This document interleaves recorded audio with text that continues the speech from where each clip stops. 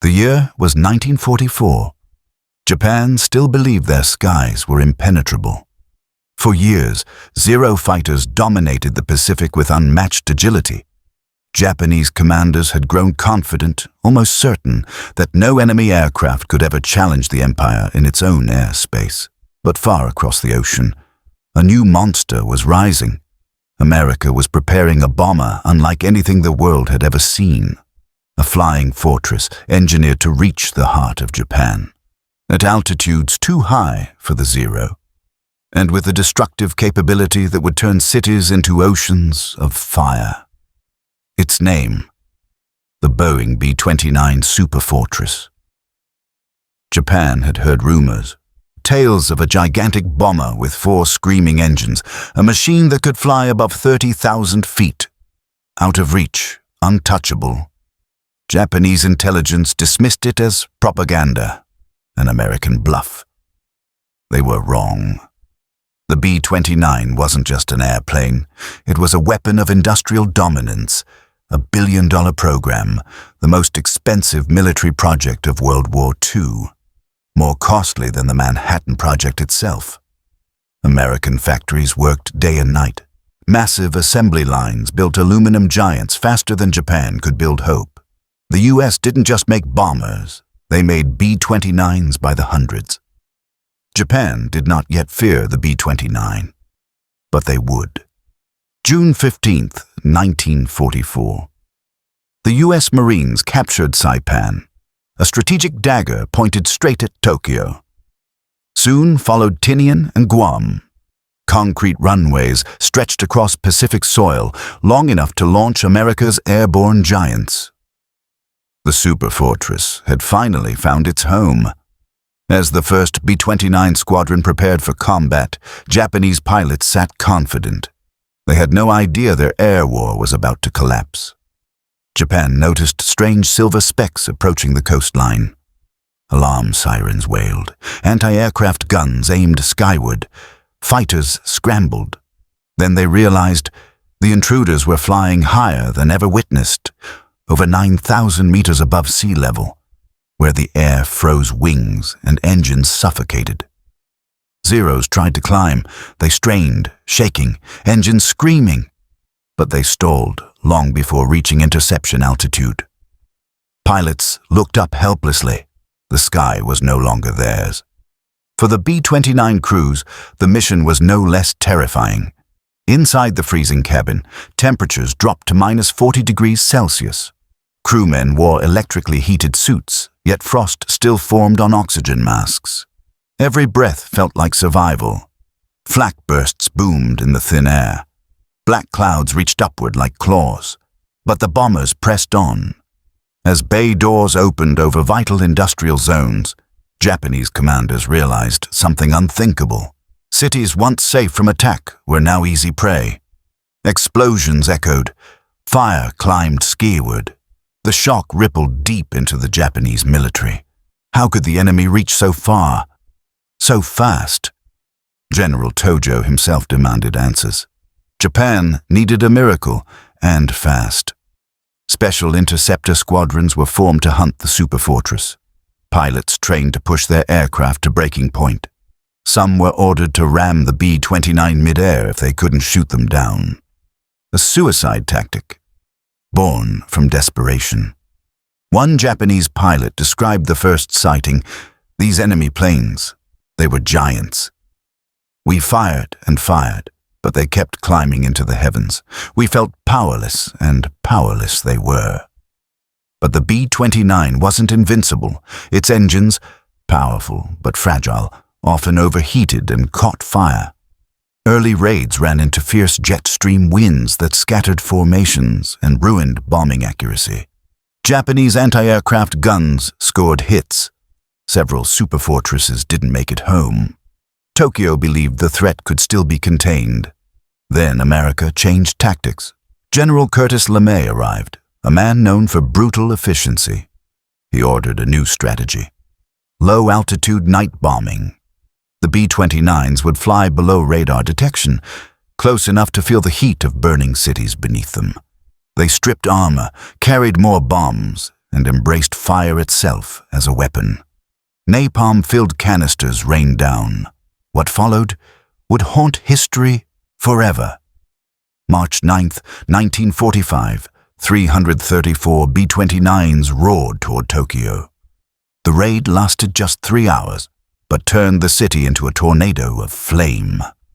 Firestorms rose 300 meters high, melting steel, turning rivers to boiling blood, and sucking oxygen from the earth. Over 100,000 civilians were killed in a single night, more than Hiroshima, more than Nagasaki. The Superfortress had reshaped warfare into something terrifying. Japan's war industry wasn't just destroyed, its soul was set on fire. In the aftermath, Japanese pilots combed the skies. They saw nothing. The B-29s had come like a nightmare and disappeared into darkness. One Zero pilot whispered in disbelief, "How do you fight an enemy that owns the sky?"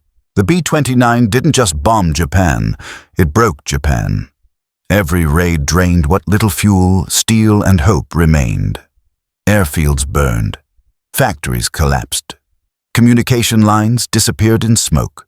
Yet Japanese pilots still fought, hopeless, outmatched, but determined to defend their homeland. They launched intercept after intercept, climbing, struggling, dying. Many never reached the bombers, crashing into the sea or mountains below. Those who did saw a fortress bristling with machine guns. The B-29 spat bullets with merciless fury. Pilots who attacked from the rear were shredded before they could escape. The Zero, once feared, was now prey. By mid-1945, the end was inevitable. But Japan refused surrender. So America prepared a final message. History would remember it forever. The B-29 would deliver the most powerful bombs ever created. Hiroshima, Nagasaki, and silence. The night sky over Tokyo was no longer a symbol of peace. Darkness had become a warning, an omen of thunder that came from across the Pacific.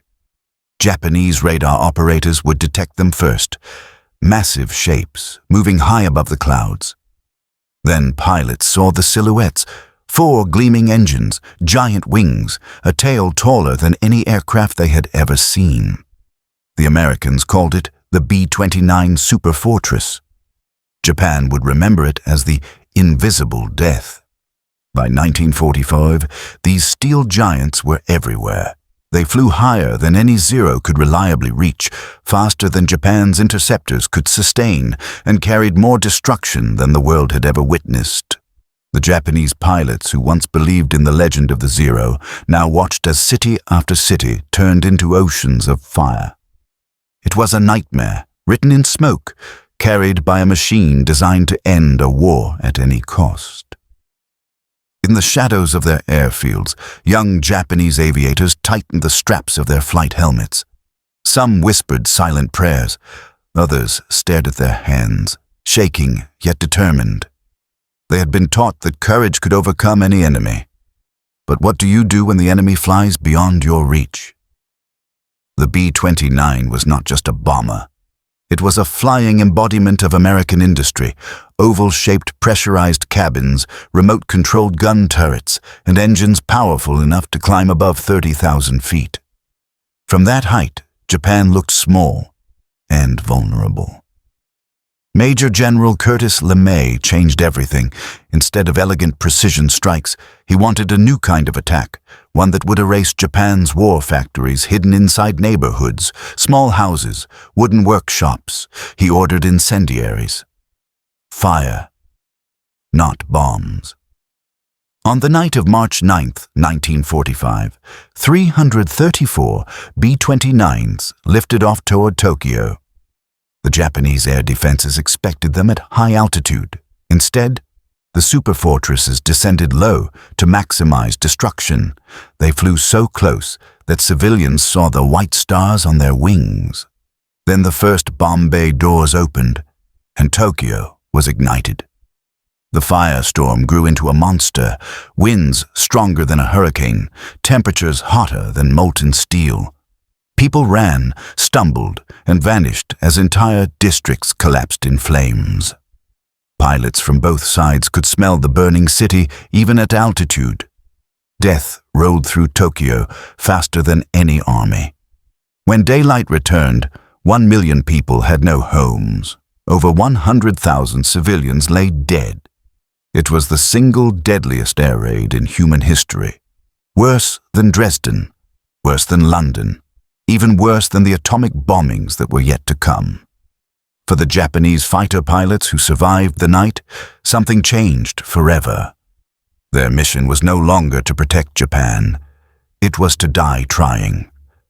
American crews respected their bravery. They watched as Japanese pilots dove into certain death, attacking from suicidal angles, engines screaming, machine guns rattling against steel that barely scratched. Up there, above the inferno, men became ghosts. 1-0 pilot radioed his last transmission. "We can shoot at them. We cannot stop them. Tell my family. I did not run." Still, the superfortresses kept coming. Saipan, Nagoya, Osaka, Kobe, Yokohama. City after city burned. Japan's airfields were craters. Their factories silent. Their fuel nearly gone. Yet young pilots continued scrambling into aircraft, held together by hope and spare parts. Desperation birthed a new word: kamikaze. If bullets and altitude could not defeat the superfortress, then sacrifice would. Japan trained pilots to ram their aircraft into the enemy, not just ships, but bombers too. One B-29 crew saw a lone Zero climbing, flames leaking from its exhaust. The radio crackled. "Brace!" The pilot rammed the bomber's wing and vanished in an explosion of metal and honor. The B-29 spiraled, but kept flying. The Zero pilot gave his life, yet the giant would not fall. This was the moment many Japanese airmen understood. America's industrial might was unlike anything in history. Every B-29 shot down seemed to be replaced by 3 more. Pilots began asking themselves, are we still soldiers or sacrifices? In bunkers beneath Tokyo, Japan's high command trembled. They knew defeat approached like a storm of wings. But surrender, the samurai spirit refused it. Then came the most terrifying morning of all.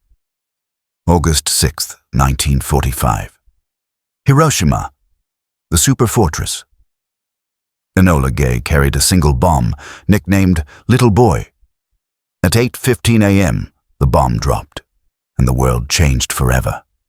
A flash brighter than 1,000 suns tore through the sky. The bomb created a fireball hotter than the surface of the sun. In seconds, Hiroshima was gone. Japanese pilots airborne that day saw a white mushroom rise into heaven, and they realized they had lost not just the war, but the future. Many Zero fighters scrambled desperately searching for the bomber, only to realize it was already miles away, untouched, untouchable. 3 days later, it happened again. Nagasaki fell to the second atomic bomb. Japan had no more answers, no more aircraft, no more cities left to defend. The emperor broke generations of tradition and addressed the nation.